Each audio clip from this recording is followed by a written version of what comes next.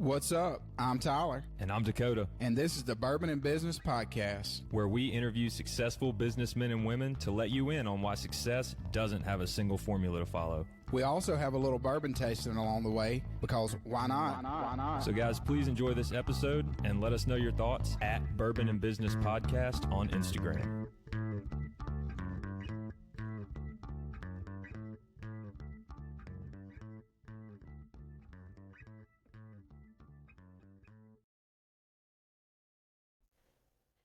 Coming to you from the Bourbon and Business Studio here in the Capital Club in downtown Jackson, Mississippi.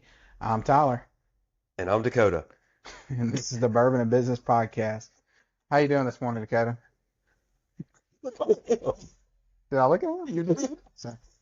He's doing good. I'm doing great. I mean, evidently, I don't know who I am anymore. But if you watch this podcast at all, Dakota, he gets thrown off by angles and cameras and all that kind of stuff.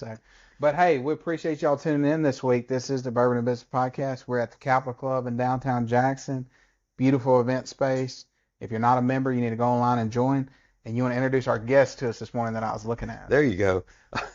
He's a very special guest because Tyler can't take his eyes off of him.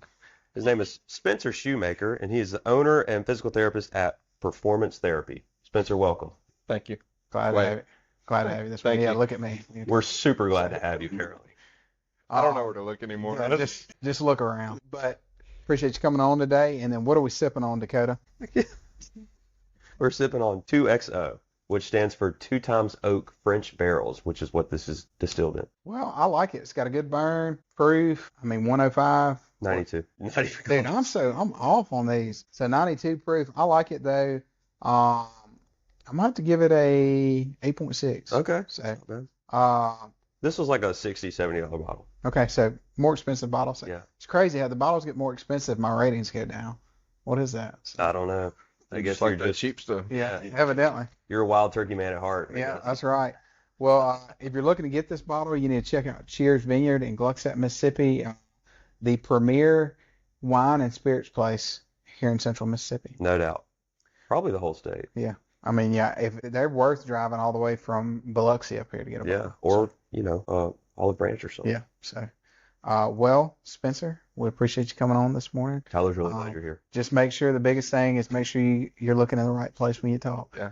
But tell our listeners a little bit about where you're from and then how you got to the point of starting Performance Physical Therapy, and then also you're the owner of a VA company as well. Mm-hmm. Yep. So I am from Brandon, Mississippi. Grew up, born and raised there. Went to East Rankin Academy in high school. Do I just keep looking at both of y'all? You're I don't good. want one of You're you to good. feel like Look the ceiling if you want. I don't want one of y'all to feel like left out. Well, Tyler might feel left out. So I went to East Rankin Academy growing up, and at East Rankin I had several sports injuries. So I was constantly in physical therapy, and just found out there was a way to stay involved with sports, but also have an 8-to-5 job, which was important to me for when I had a family. So left East Rankin, went to MC, graduated from there, went to UMC. Go Chalks. That's Yeah. right. That's my heart. So went to UMC there and graduated in 2017. And I've always had an entrepreneurial interest as well. My dad was an owner of a company. Just watching him manage that and kind of be able to problem solve and deal with that was something that it interested me a lot. So when I graduated from PT school, it was something like, okay, I'm going to get out. I'm going to figure out how to be a PT, figure out how to manage, and then I'd love to open something on my own one day. So going to PT in high school, I went to a company that actually getting hired by the company that I went to, and had a mentor. His name was Scott Huffman, recently passed away, but he was a huge mentor for me. So got out of school, started working for a corporation, learned how to be a PT, learned how to manage different various things, and then that bug started biting. It was like, all right, it's time. So about that time, Scott had left the company, and I was just kind of interested because he was one of those guys that you can hop on board with, interested to see what he had to offer. So he had gone on with a guy named Dan Young, and Dan was the founder of Performance Therapy. So Scott and Dan ended up partnering up. So went to them and was like, hey, I want to be a partner. And they're like, mm-mm. Like, no, I don't even know who you are. And come on, give me a chance. That's right. So ended up just saying, okay, let's take a step back. Like this was Dan's first time to have a partner in Scott. And so they were 50-50, and Hey, kudos to you for shooting your shot. well, I shot. Yeah. Shoot or shoot. So Hey, what do you got to lose? that's right. Was I not going to be a partner? Well, so anyway, he basically, Dan, that is, basically said, you know what? Let's wait about 3 years. Let's see where we land. Let's see how you do as a director. So opened my first clinic in 2019 for performance therapy, and learned a ton. Learned a ton of what not to do. Learned a little bit of what to do and a lot of what not to do. But it taught me a ton, and it allowed me the ability to kind of, even though I wasn't that owner, that CEO role, Dan gave me a lot of opportunity to succeed and to fail, and some room to do both. And honestly, I feel like failure is where you learn the most. So that first clinic that I had open for them was in Pelahatchie, Mississippi, which is where I went to high school at East Rankin. And about 6-7 months in, it was time to come back to Brandon and open a clinic in my hometown. So about 5-6 months into that, so I'd been with the company for about a year. Me and Dan sat down and had a pretty serious conversation on where the company was going. We had expanded from 5 clinics to, I guess we were around 8, 9 at that point, and still had plans to grow. Wow. And Dan had always owned 2 clinics, and he's like, man, like I'm good with this. I'm okay doing this, but this wasn't ever my goal. I was okay owning 2 and running 2. And when we start getting into running more clinics, then there's going to have to be some structure and things involved. And I'm going to be honest with you, it's not something that excites me. And I think that kind of gave me my segue into my opportunity. We had opened Brandon, and Brandon started doing really well, and pretty much took the systems and processes that we had done for Brandon and shifted that out to some of the other locations that, as people were having issues, they were like calling and they were asking, okay, well, how are y'all handling this? So we would give an answer, and then we'd create that as like a policy and a procedure. Well, let's just start doing that company-wide. There was once a point in time that we had 10 clinics operating as 10 clinics. And then now it has really come back, and it is structured in. There's a lot of systems and policies and procedures that has allowed it to continue to grow, to continue to scale. And how many clinics are y'all at now? So we're at 23 locations now. Good night. So we've added pelvic health. We've got 6 pelvic health therapists. That's growing. We didn't have that special. Yeah, it was kind of one of those things that nobody wanted to talk about it. Yeah. It's kind of a sensitive subject, but it's all kind of stuff. I mean, like, it's so good for you. A lady that had a baby, it weakens that pelvic floor muscle, and some people before was just like, we're not going to talk about that at all, and now it's being educated on, and people's recoveries are a lot quicker. But even as you age, being able to hold that in, it teaches them how to hold that in instead of having any kind of leakage or anything like that. So there's so many different things that are super helpful from pelvic floor that if you just do a little research and a couple visits, it really helps. So pelvic floor wasn't really a thing, and performance didn't have anything with it. So we added pelvic health. We added pediatrics. Now we're at 10 locations that offer pediatrics. So 2 standalone clinics, and then the other 8 pediatric clinics are within some of our adult clinics as well. So they've got an adult space and a pediatric space. We've got a hospital contract. We've got 4 assisted living facilities. We cover 8 schools with athletic training. We partner with those local schools. So it's kind of one of those things like if are you bored yet, or not yet, not yet, but pretty much we wanted to be kind of a one-stop shop. And so this year we expanded our Brandon location into another building, and we brought in chiropractor to our Brandon location, and then we brought in ABA therapy as well. So it's just kind of, if it falls under that therapy-ish umbrella, we're interested, because we want to provide that community with whatever it is that they need, whatever support they need, and they don't have to go to several spots to get it. So you cast vision with the right people, and you bring on the right team around you, and anything's possible. Well, what's it like now managing 23 clinics, going from, I know y'all were at 5 to 8 to 10 to now 23. How are you able to manage it and cast the vision to everybody? Yeah, I think that we hire pretty much, we're not looking at a roadmap saying we're going to open here next. Yeah. Just because of how much attention we've paid to detail, we want to make sure that we're all on the same page with how we want to grow. So, we've gained a little bit of like a reputation, and people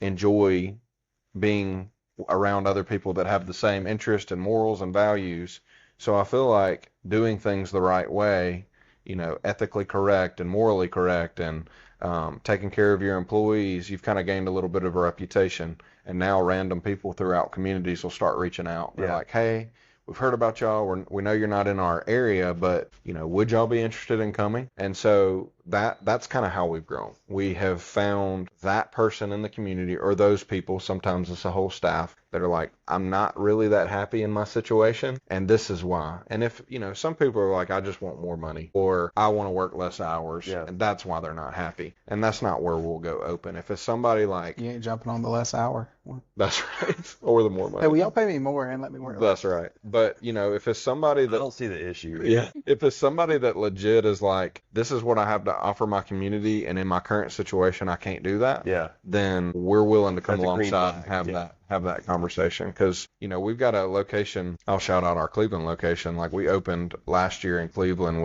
it was 7 staff members, and they were in a situation they didn't love, and they wanted to kind of take control of their future, so they reached out. And I mean, that was a chunk. You take on 7 staff members and a build out in a new location, but it was like, okay, we see the vision, we see the worthiness of the investment, and we see the hunger that they have for their community. And if they're hungry and they want to feed their community like that, then we're willing to provide those resources. So, but pretty much, how do we manage that location? You don't have to. Like you hop on a phone call if you need to, and if they have an issue, they'll call. But pretty much we put the policies and procedures of front office and how a therapist should work, and just kind of the generals out there. Yeah. And then if they have a question, they call. But I think that the biggest thing with physical therapy, and not just physical, because we offer physical, occupational, speech, ABA, and now chiropractor, the biggest thing with healthcare as a whole is the administrative burden that it's began to cause. And so you get people that are out of school and they just want to treat patients. Yeah. Like, I just want to be the best provider for my community, and I want to gain that reputation,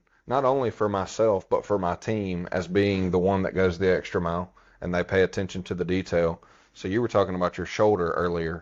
Yeah. You had labral surgery and you had to go through rehab. Well, a lot of times, It was miserable, by the way. if you'd have, you just went to the wrong place, it sounds like. But I learned just a wimp. That's probably what it is. a lot of times patients will come in and think of that older populations that have a lot of wear and tear on their bodies, but they'll come in for a shoulder surgery rehab. Realistically, they've been having bilateral knee pain for 20 years. Yeah. Never said anything. Never That's right. got anything done. So as a therapist, if you teach yourself and you teach your staff how to not just look at that shoulder when they walk in, but look at their whole body, then now you've just become a full advocate for their health. And you get them in to see the right people, and you gain this network of folks that are willing to help them. That patient thinks you're the best thing ever. And all you're doing is sharing your knowledge and your network.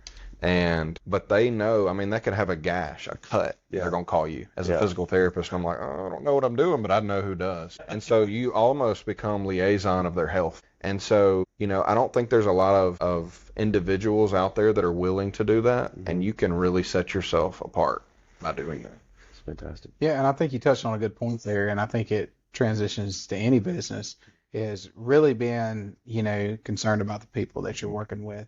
To actually Caring, care. If you're in it for the money, you're just running people in, running them out, you're not going to be very successful. You're also going to burn out quick. Yeah. That's right. But you talked about kind of the reputation you all had built, Mm-hmm. and I think it is for caring for others, and not just your customers, but your employees as well. Right. And how are you able to kind of build that culture in your company and have people continue to want to come work there? I think that I almost call performance therapy kind of the melting pot of physical therapy companies, because there's so many providers coming from different locations to ours. And so a lot of times on the front end, when we were operating at several different locations, it was like, well, this is what I'm used to, so I'm going to keep doing it. Yeah. This is what I'm used to, so I'm going to keep doing it. So you kind of tighten that up a little bit with policy and procedure, but sometimes you need to get in the business. And so there's points in times that inefficiencies are occurring, and I went into PT to treat patients.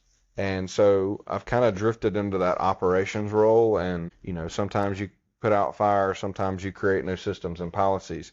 but my natural love is for patient care. That's why I got into it. So when I start seeing inefficiencies within the business, I try to slide back in a little bit, and I try not to fully remove myself ever, because it's easy, even if you have gained that reputation for great patient care and the best of the best physical therapist or whatever therapist you are, it's easy to get into a rut. And so sometimes you just need that push, you need motivation. And as I'm sliding back into the business, that's energizing for me to be able to slide back in, treat patients. You're taking a patient from their lowest point in their life to raising them up to their highest point. And you just have to remember, like, if I'm treating a total knee replacement, I'm not treating a total knee replacement. I'm treating that grandmother that wants to go back to their kid's soccer game. Ooh, yeah. That's her goal. And so if I can remember to look at that patient as what her goals are and not just what her injury is, then all of a sudden you've met her where she's at. And so if I can slide back in, that's energizing for me. And if I can kind of share that and it drips off of me, then the people around me get motivated again to do that. And you can help ease their administrative burden. You can help ease their issues, but just reminding them what their goal was and why they got into what they were doing. Because everybody has a similar story, I'm sure. That's so good, yeah. And I think it is so important that the leader be able to, or has been where the people they're leading, like having someone that has actually been on the floor, working with patients. The same thing, we see that with, old military leaders, generals and things like that. The most successful ones were the ones that were willing to be, they were on the field line. Yeah. And so I think, and especially when you're hiring leaders in your business, make sure that they put the work in at some point. If they've never done it, they're going to lose a lot of respect from the people that are actually doing the job. For sure. And I think that's one thing that'll set us apart a little bit as well. I've got two partners. They both treat multiple days in the clinic. Our director of clinical operation treats 3 days a week in the clinic. Our director of pediatrics treats 3 days in the clinic. Our director of pelvic health treats multiple days in the clinic. So it's hard for them to fully remove themselves and not be able to connect with their team when they're in it every day.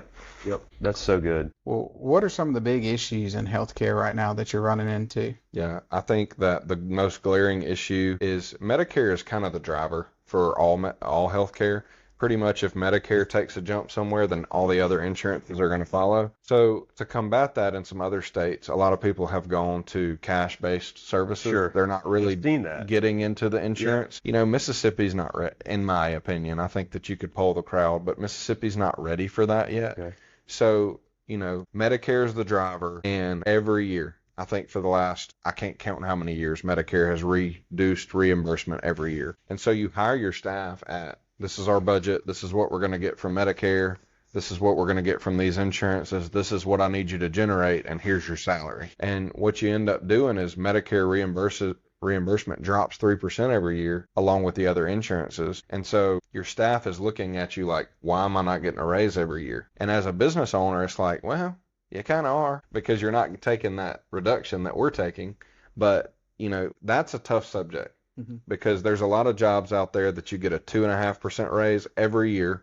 There's a lot of people out there that you get a 5 to 10% raise every year. But with therapy, you take a reduction every year, and the most that you can do to combat that is, the biggest thing that we've gained a reputation for is it's not just one-on-one care. There's some times that our patients may treat 2 patients in an hour. In an 8-hour day, they may see 10 or 11 patients. And that's comfortable for them. Yeah. Like, that's okay. It's okay to double book that rotator cuff or that labral surgery and an athlete at the same time. It's just Dakota. He doesn't need it. That's right. He's going to cry anyway. Just give him an ice cream or something. But for them to be able to generate more revenue, you have to see more patients. And now your reputation starts to shift down because the focus isn't on just that patient anymore. And so I think the biggest now they're a number issue, for sure, is reduction in reimbursement from all the insurances, but the administrative burden has gotten heavy. It's gotten heavy. So the thing that I talk about is, you start off with a PT and maybe an office manager, and your office manager knows how to do everything office related, and the PT knows how to do everything therapy related. Great team. And then you start growing. And then you get another therapist, and they may not see the same vision as that first PT that wanted to open. And so now this PT that you've hired that's used to treating patients now has to manage a team member. Well, PTs typically are people pleasers. Yeah. That's what they go to school for. They want to please their patients. Well, they also want to please that staff member So they have trouble with some of those conversations that need to be had. On the flip side, after you get to multiple therapists and the office is having to manage all those visits, then you end up having to hire a second person.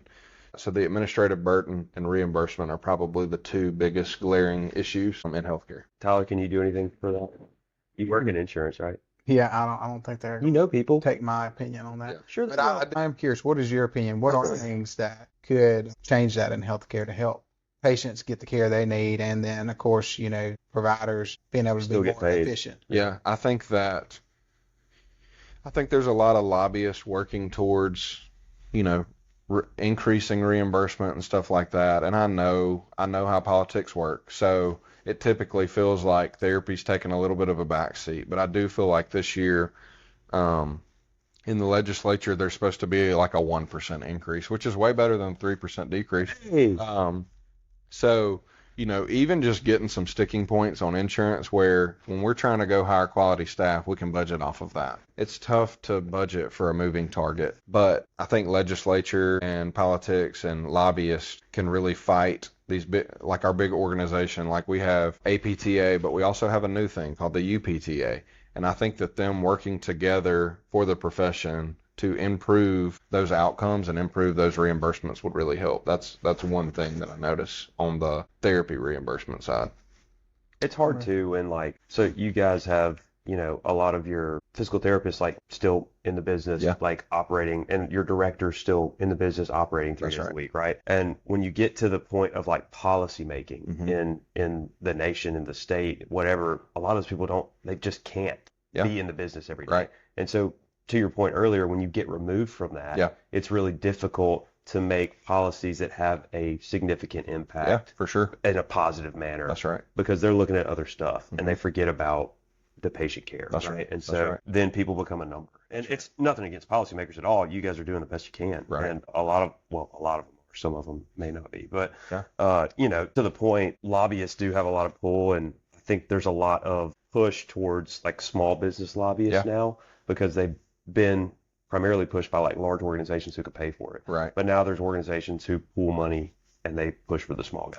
For sure. To answer on the administrative burden, we were noticing a lot of issues, and we really wanted to have kind of an in-the-clinic feel for our office and our admin, and so we started off not having remote positions until we outgrew our space and just needed the office. So we ended up having a couple people that were handling insurance authorizations for us offsite and also insurance verifications for us offsite, which cleared my office manager of probably 15 hours a week worth of work so she That's a could lot. focus on the task at hand. And so then I was reaching out to one of my buddies that went to PT school with, his name's Adam Robin, what are y'all doing here? What are y'all doing with all the things that don't have to He's a be cool done dude. in person? And he was like, well, kind of utilize some virtual assistants through some of this. And so, I was hesitant for probably the first year, just because of the perception of it all, hiring offsite people. But we were talking about it earlier, that some of these people are like doctors of PT that are handling verifications for you. Yeah. So it'd be essentially like I'm hiring a PT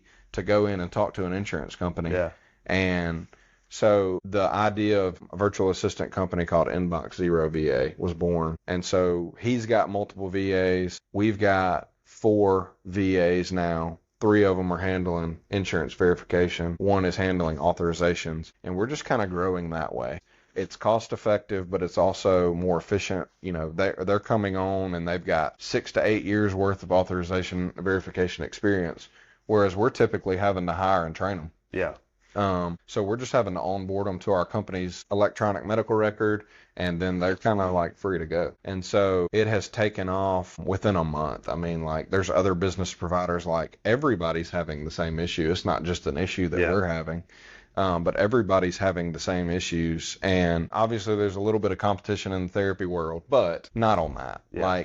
A lot of times it's we obviously want you to come to us as patients. I would rather you have come to me for your labrum. Tyler came to see me for his neck, but I would rather have come as a patient. But, and I think there's a little bit of competition there, but on the admin side, everybody feels that same burden. So we're willing to support each other on that. Do you ever foresee getting into the mental therapy section? Yeah, I've actually talked to 2. On our pediatrics, we have a lot of children that have autism. Yeah. And so, for even from a parent, from the kid, from the parent, from the family, there's a lot of pediatric clinics nationwide that have case managers, they have psychologists, they have people that can diagnose autism. Some people have pediatricians on their staff. And so, once we kind of like get it built and create policy, I'm like, all right, what's next? Yeah. So I do feel like I was just thinking like performance therapy, like that is an all-encompassing title, right? You don't even have to change the brand. Right. So, but like the mental side of that, you do everything physical. You even got chiropractic, That's right? But like now the mental side of things, which is taking off in business and stuff as well. I was just thinking about that. Yeah. Well, it's been awesome, and it's kind of led me into real estate a little bit too, because as we needed to grow our pediatric brand, I couldn't in the space we were in, so I ended up having to buy another building. It's like, okay, how these leases fall, we probably could add another specialty over the next year to 3 years. Yeah, fantastic. Well, Spencer, we appreciate you coming on. Tell our listeners, I know most people here in the area know where Performance Physical Therapy is, but tell them how they can find y'all and find a location. Yeah. It can't be too hard. There's 23. Yeah. And you just probably drive around. Get in your car and you'll find them. That's right. So you can go to our website is performancetherapyms.com, and there's a list of all of our locations. And if you reach out, as there's a spot on there, you can request an appointment. You can ask to join our team, and all that comes back to my email. My email is admin@performancetherapyms.com. So you can reach me either way, or I have Facebook, Instagram, Spencer Shoemaker. So that's your middle name, admin? Yeah, pretty much right. All of a sudden it became nice. Well, we appreciate you coming on today, and to all our listeners. Wait, I get my rating on the Dakota, what's your rating on the bourbon? How many episodes have we done, man? Anyway. He's slurring his speech over here. Goodness gracious. 2XO, 2 times oak, French oak barrels, 92 proof. Really nice flavor. You can definitely taste the oak. It's got like a heavy char flavor to it, which is okay, but it might be a little too heavy. High heat for a 92 proof. I agree with you, Tyler. We'll land at 8.3. 8.3, so we'll land at 8.2. Wait, no. That is. That's He way did off. an 8.6. We'll do He did an 8.3. We'll do 8.5. So, sorry. I just nod nowadays. I don't even try to correct your. I don't know how we came up with that, but anyways, 8.5 for this. We number one with that. We, It's that girl, man. my constituents. Goodness So, gracious. But to all our listeners, however you stream this podcast, if you can do math, send us a message. Please. But give us a rating and then follow us on social media. A better rating than Tyler can give, please. Yes. Better than a 5 is better than a 1. And we'll see you next week. Hope you guys enjoyed this episode. If you have any feedback or would like to be featured, reach out to us at bourbonandbusinesspodcast@gmail.com. Or find us on Instagram at Bourbon and Business Podcast. Thanks again for listening. Follow us for more content and info on the next episode.